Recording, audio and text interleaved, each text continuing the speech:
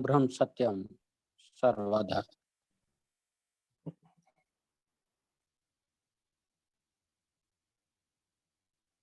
महाराज की आपा से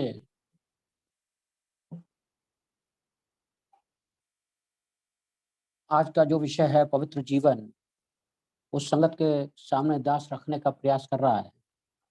यदि कोई त्रुटि हो जाए तो दास संगत से क्षमा प्रार्थी है। पवित्र जीवन साधारण अर्थों में हम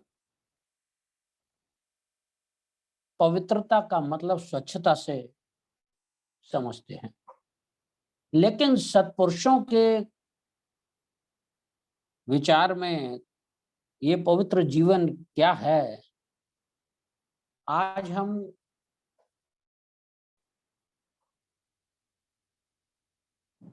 गुरुदेव की जो वाणी है, जो विचार हैं, उनसे समझने का यह प्रयत्न करेंगे कि महाराज पवित्र जीवन को किस अर्थों में हमें समझाने का प्रयास कर रहे हैं। ग्रंथ श्री समता विलास में महाराज जी लिखते हैं, पवित्र जीवन के भेद को जानना ही मानुष जन्म की उच्चता है। वैसे तो सब जीव शारीरिक पवित्रता को तो बहुत अच्छा समझते हैं, मगर अंतःकरण की पवित्रता को न समझते हुए नाना प्रकार के विलक्षण यानी के विलक्षण कर्म करके नित ही अधीर रहते हैं। इस वास्ते अंतःकरण की पवित्रता को समझना और श्रेष्ठ कर्तव्य धारण करना ही असली पवित्रता है।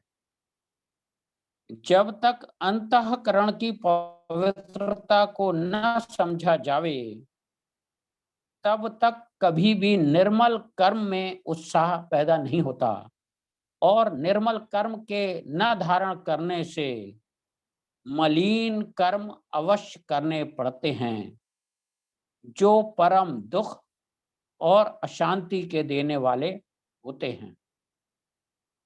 इस वास्ते अधिक से अधिक यत्न करके मानसिक पवित्रता के भेद को समझना ही परम कल्याण के देने वाला साधन है।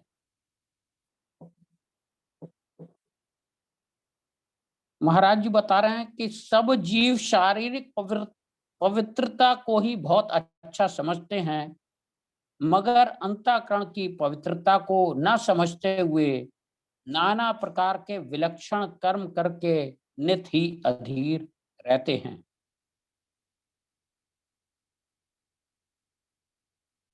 एक महाराज बता रहे हैं शारीरिक पवित्रता और दूसरी बात अंतःकरण की पवित्रता। हम सब जीवों का भी देखें,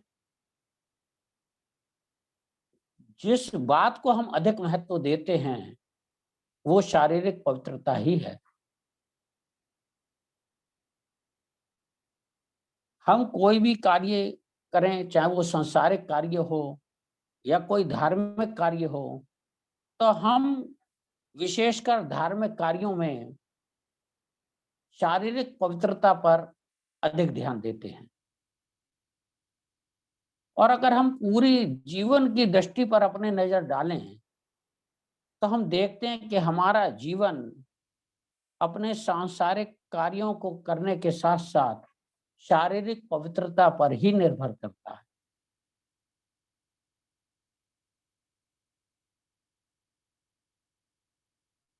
लेकिन महाराज कह रहे हैं अंतःकरण की पवित्रता को न समझते हुए हम नाना प्रकार के विलक्षण कर्म करके नित ही अधीर रहते हैं। इस बात से स्पष्ट हो जाता है और हम अपने दैनिक जीवन में देखते भी हैं कि धार्मिक कार्य करने के उपरांत भी हमारे मन में शांति, जिस शांति हेतु हम कोई धार्मिक कृत्य करते हैं, उस शांति का अभाव ही रहता है। उसका मुख्य कारण ये है कि हमारे जीवन में शारीरिक स्वच्छता प्रमुख है। हम अंतःकरण की पवित्रता पर ध्यान नहीं देते।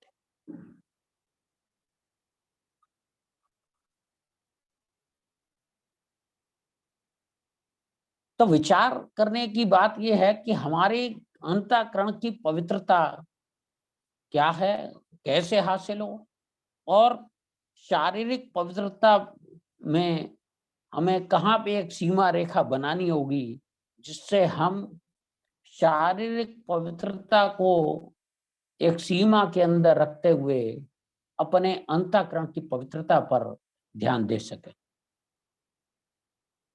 महाराज कह रहे हैं, जब तक अंतःकरण की पवित्रता को न समझा जावे, तब तक कभी भी निर्मल कर्म में उत्साह पैदा नहीं होता,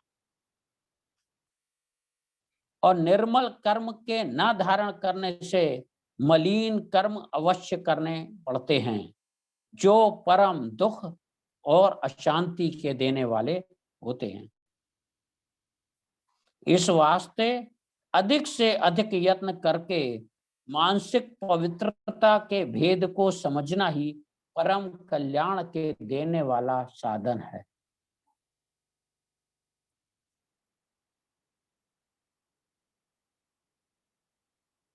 अब हमारा मन आंतरिक पवित्रता की ओर जाता है या शारीरिक पवित्रता की ओर, ये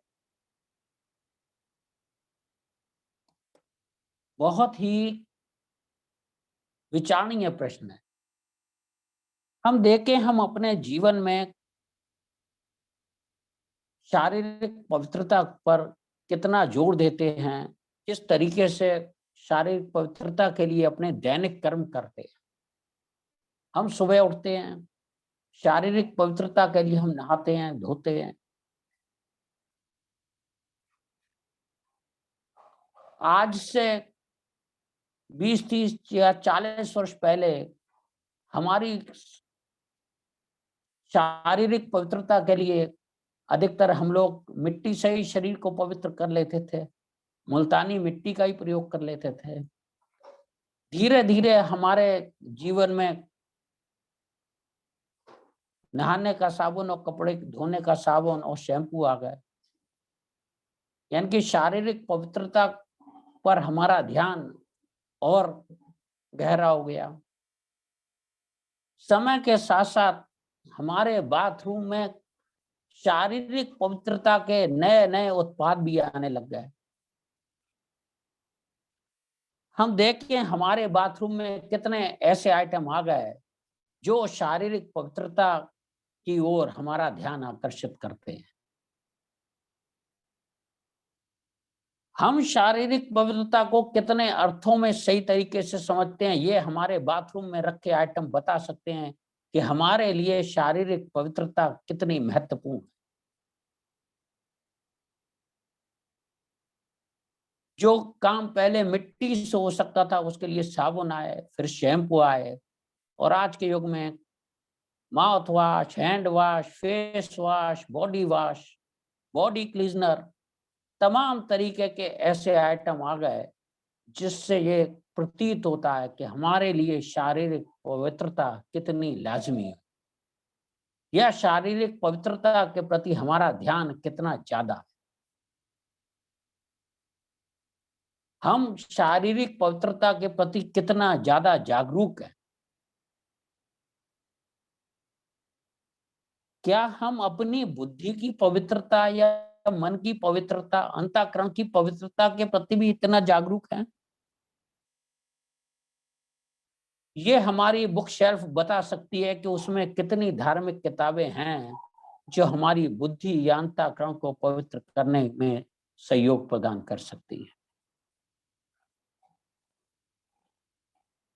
तो हम सभी शारीरिक पवित्रता को इतना अधिक महत्व देने लगे हैं कि अंतःकरण की पवित्रता उसके सामने बहुत ही कम, या उसकी हमारे जीवन में कोई आवश्यकता है या नहीं, इस पर भी हम विचार नहीं करते।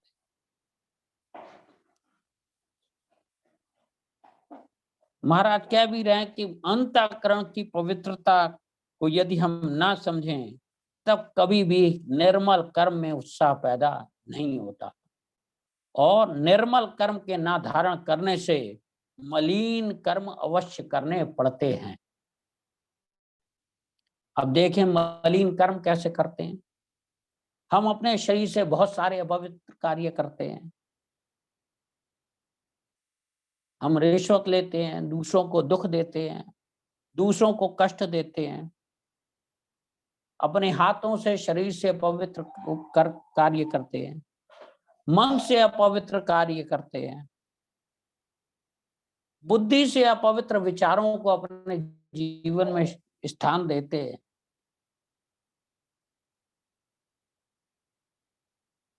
यानी कि जब तक अंतःकरण की पवित्रता नहीं, तब तक महाराज कह रहे हैं मलिन कर्म अवश्य करने पड़ते हैं। इसलिए आगे महाराज कहते हैं मानसिक पवित्रता के भेद को समझना ही परम कल्याण के देने वाला साधन है। अब आगे महाराज अगले वचन में कहते हैं शरीर रूपी संसार में यह खास शक्तियां नित्य ही काम कर रही हैं और इन ही शक्तियों के अनुकूल काम करने का स्वरूप जीवन है। 5 ज्ञान इंद्रियां, 5 कर्म इंद्रियां, मन, बुद्धि और प्राण। ज्ञान और कर्म इंद्रियों के भोगों की चेष्टा को मनन करने वाली शक्ति को मन कहते हैं, और मन के दोषों को अच्छा या बुरा समझने वाली शक्ति को बुद्धि कहते हैं। यानी कि बुद्धि की समझ के मुताबिक ही मन दौड़ता है और मन की दौड़ के मुताबिक ही इंद्रियां कर्म करती हैं। इस वास्ते इंद्रियों के कर्म अनुकूल या प्रतिकूल होना बुद्धि की पवित्रता पर निर्भर करता है। जितनी बुद्धि निर्मल होती है उतने ही इंद्रियों द्वारा निर्मल कर्म करके सत शांति को प्राप्त होती है, और जितनी बुद्धि मलिन होती है उतने ही इंद्रियों द्वारा मलिन कर्म करके नित अशांत रहती है।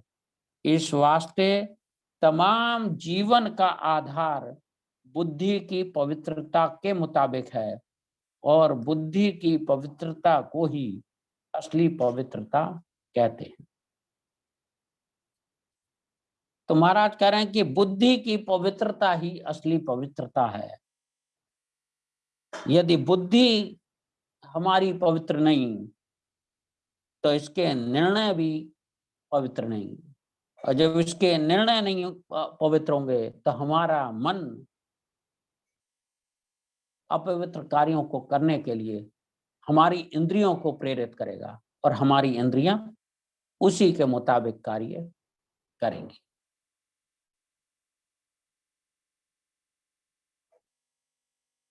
तो हमारा जो जीवन है पूरा वो बुद्धि की पवित्रता पर ही निर्भर करता है, और यदि बुद्धि की पवित्रता हमारे जीवन में महत्व तो नहीं रखती तो महाराज कह रहे हैं कि हम जीवन भर मलिन कर्म करते ही रहेंगे, और मलिन कर्मों का जो फल है वो दुख और अशांति ही है। सत्पुरुषों से जोड़ के हम चाहते तो सब शांति है, लेकिन हमारे कर्म उस तरफ होते हैं या नहीं होते, ये हमारी बुद्धि पर निर्भर करता है।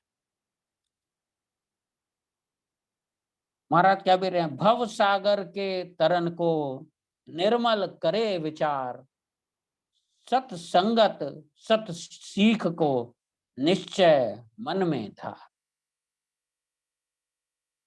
उद्देश्य तो हमारा ऊंचा है, लेकिन उस उद्देश्य को पूरा करने का के लिए जिस तरीके के निर्मल विचार हमें चाहिए वो हमारी बुद्धि की पवित्रता पर ही निर्भर करता है। इसलिए महाराज कह रहे हैं सत संगत सत सीख को निश्चय मन में था।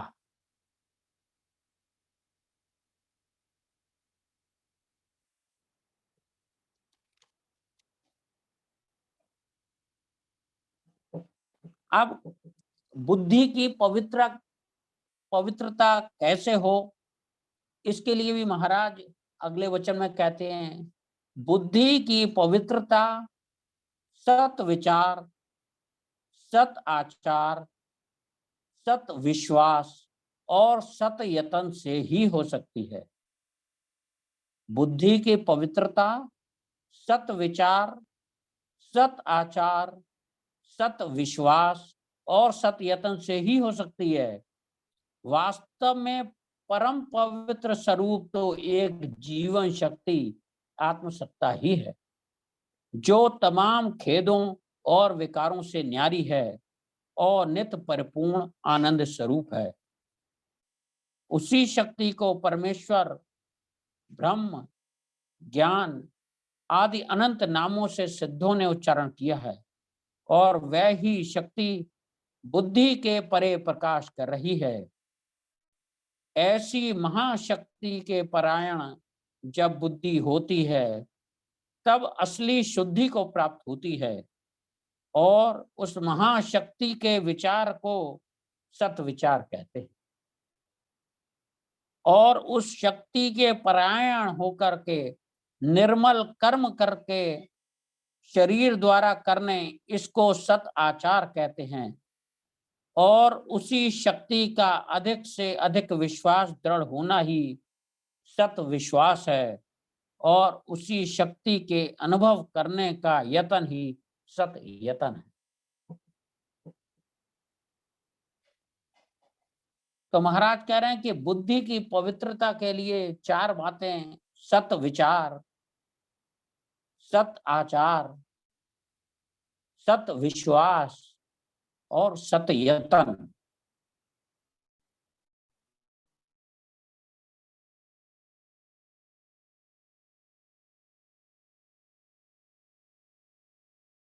ये चार जब और जब बुद्धि पवित्र होगी तो हमारा अंतःकरण पवित्र होगा, और अंतःकरण पवित्र होगा तो हमारे कर्म पवित्र होंगे, और जब कर्म पवित्र होगा तो हमारा जीवन पवित्र होगा।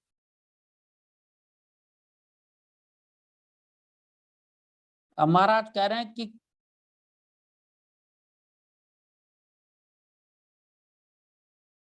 कि उस परम परमेश्वर, ब्रह्म, ज्ञान आदि अनंत नामों से सिद्धों ने उच्चारण किया, वह ही शक्ति बुद्धि के परे प्रकाश कर रही है। ऐसी महाशक्ति के परायण जब बुद्धि होती है, तब असली शुद्धि को प्राप्त हो सकती है, और उस महाशक्ति के विचार को सत विचार कहते हैं। यानी कि यदि बुद्धि हम सिमरन को अपने जीवन में स्थान दें, यदि सुबह शाम का सिमरन हमारा परिपक्व हो, तो महाराज कह रहे हैं कि उस महाशक्ति का जो विचार है वही सत विचार है, जिससे हम बुद्धि की पवित्रता को प्राप्त कर सकते हैं।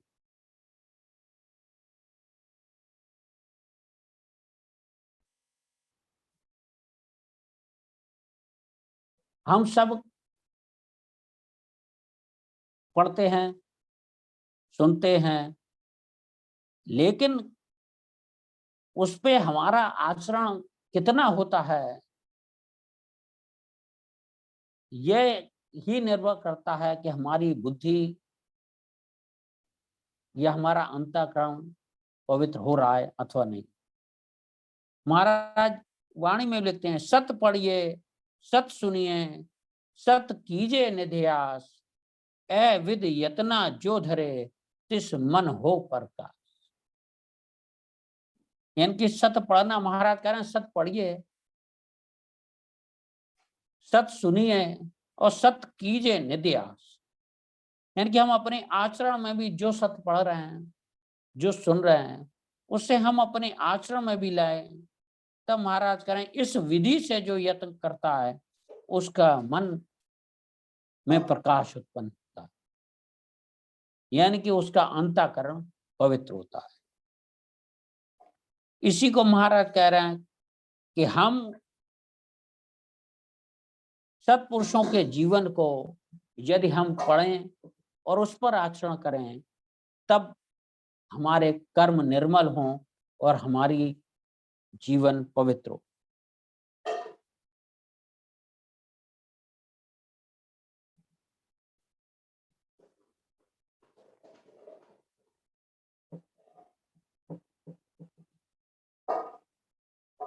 अब एक और वचन में महाराज कहते हैं,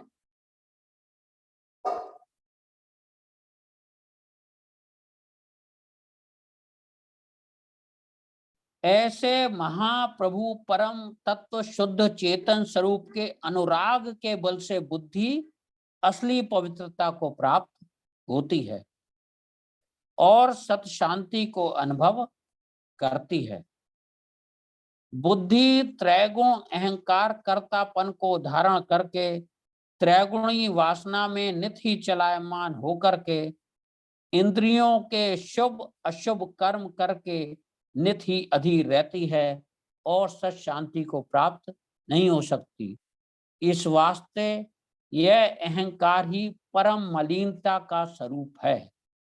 जब तक बुद्धि इस अहम भाव को निर्मल करने का यत्न नहीं करती, तब तक असली पवित्रता को प्राप्त नहीं हो सकती और ना ही शरीर द्वारा निर्मल कर्म कर सकती है। देखें, इस वचन में भी महाराज हमें उस परम चेतना शक्ति को याद करने, उससे अनुराग करने, प्रेम करने की ओर प्रेरित कर रहे हैं, जिससे हमारी बुद्धि असली पवित्रता को प्राप्त हो सके और हमें जो अहंकार का रोग है, उस अहंकार की परम मलिनता से हमारी बुद्धि निर्मल हो सके।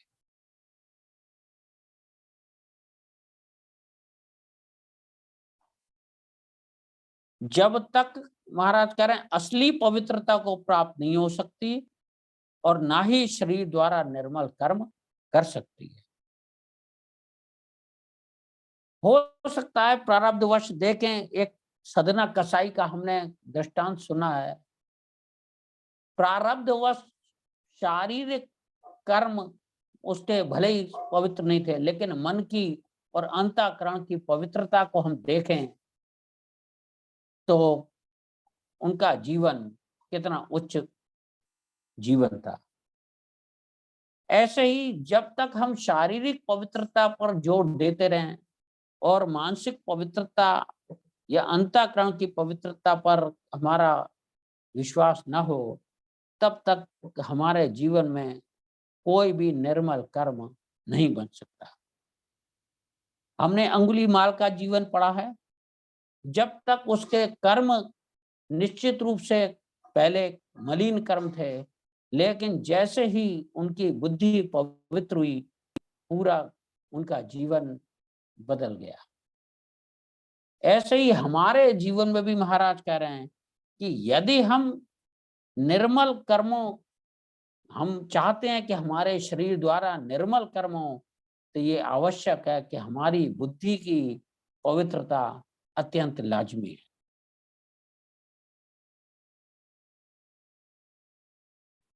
अब बुद्धि की पवित्रता पर एक और वचन में महाराज कहते हैं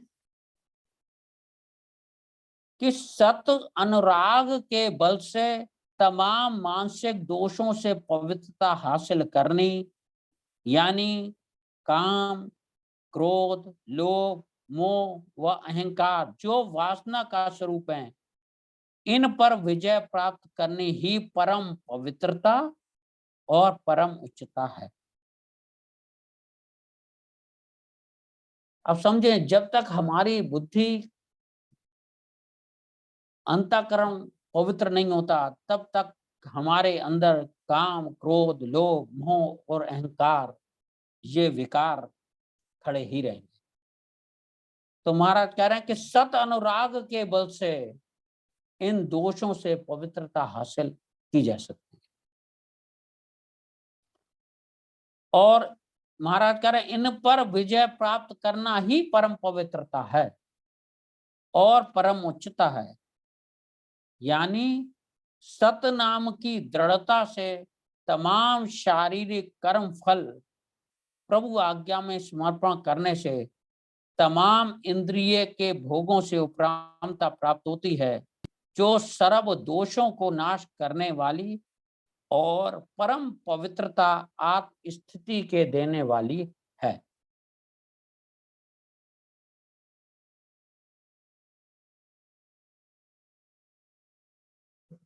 हम सब इंद्रिय भोग के कारण ही शारीरिक पवित्रता पर ज्यादा ध्यान देते हैं। महाराज कह रहे हैं कि इन भोगों से उपरामता प्राप्त तब योगी जब हमारी बुद्धि और अंतःकरण में पवित्रता होगी।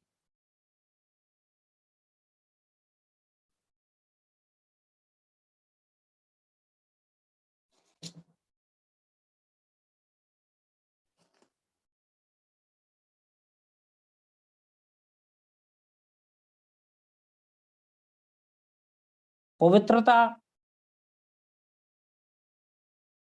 के लिए महाराज ने अपने ग्रंथ श्री समता विलास में लिखा है कि मन हम पढ़ते तो हैं, लेकिन कैसे पढ़ें जो हमारी बुद्धि पर इसका प्रभाव हो। तो कह रहे हैं सो पढ़ना सुख देत है, मन बाणी पढ़ ले, कथनी करनी छाड़ के, मन भीतर रस ले। जिसका मन पंडित हुआ टूटा हंग विकार, समता रस पीवे सोई, लखे कला करता।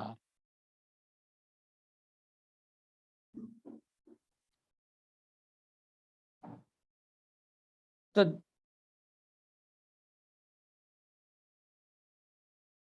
आगे लिखते हैं, धर्म के साधन कारणे कारज पड़न का होए, मंगत साधन यू करें हृदय हरि परोए।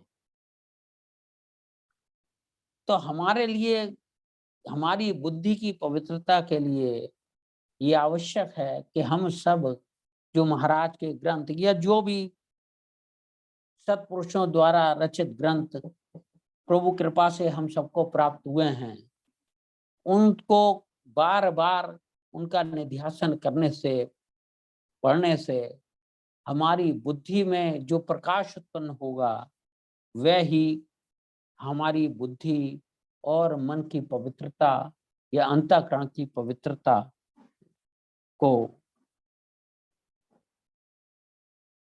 जानने का अवसर प्रदान करता है। हम बहुत कुछ पढ़ते हैं, लेकिन क्या पढ़ना हमारे लिए लाभदायक है? तो महाराज कह रहे हैं पढ़ना एको नाम का और पढ़न दे त्याग, मंगत निश्चल चित होवे, प्रेम हरि रस ला।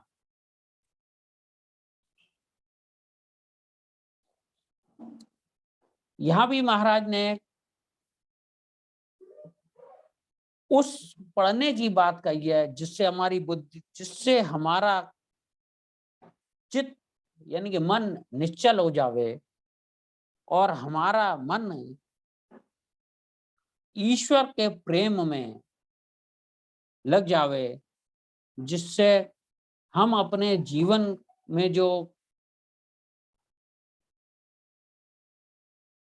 जिस पवित्रता को हम चाहते हैं वो पवित्रता हमारी बुद्धि या अंतःकरण में आए। यहाँ पर बार बार महाराज प्रेम से ईश्वरीय प्रेम की बात कर रहे हैं। एक और उसमें वाणी में कहती है, मार्ग सहज कल्याण के सकले दिए बताए, मंगत जो साधे नित प्रेम से सो निश्चय तर जाए। तो हम चाहते तो हैं कि हमारे जीवन में सुख शांति हो, लेकिन जो कल्याण के मार्ग, जो पवित्र जीवन की जिसकी बात महाराज कह रहे हैं, उसके हमारा मन कितना लगता है, हम उस पर कितना ध्यान देते हैं, कितना अपना आत्मनिरीक्षण करते हैं, ये इस बात पर निर्भर करता है। महाराज पवित्र जीवन जो एक अध्याय ग्रंथ श्री समता विलास में दिया है, इसमें बार बार ये हम सबको समझाने का प्रयत्न कर रहे हैं कि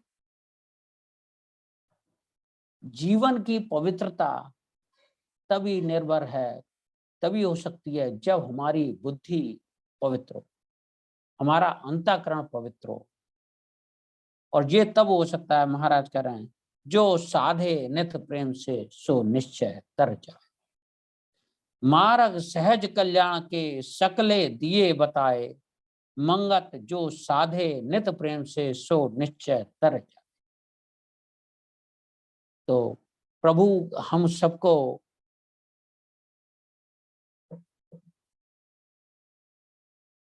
ऐसी बुद्धि प्रदान करे जिससे हम बार बार पढ़कर अपने अंतःकरण को पवित्र कर सकें और अपने जीवन का जो मुख्य ध्येय है उस ध्येय को प्राप्त कर सकें।